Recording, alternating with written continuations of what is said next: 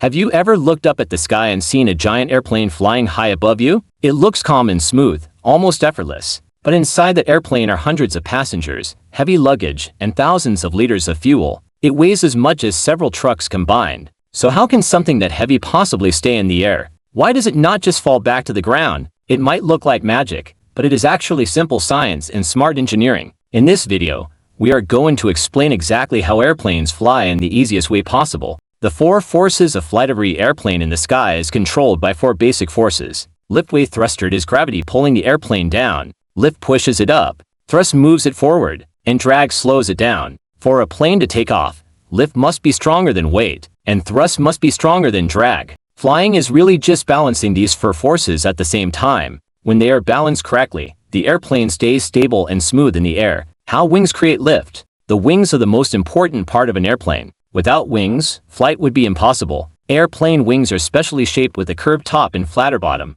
This shape is called an airfoil. When the plane moves forward, air flows over and under the wings. The air moving over the top travels faster than the air below. Fast-moving air creates lower pressure. Slow-moving air creates higher pressure. This pressure difference pushes the wing upward. That upward force is called lift. The faster the airplane moves, the more lift it produces. That is why speed is so important for flight. How planes take off. Now let's talk about takeoff. Before leaving the ground, the airplane speeds down the runway. The engines push it faster and faster. As speed increases, more air flows over the wings. More airflow means more lift. At a certain speed, the lift becomes stronger than gravity. And that is when the plane gently rises into the sky. It does not jump. It smoothly lifts off the ground as the forces change. It is a perfect example of physics in action. How jet engines create thrust. So what gives the airplane its speed? That comes from the engines. Most modern airplanes use jet engines. Jet engines suck air in from the front, compress it,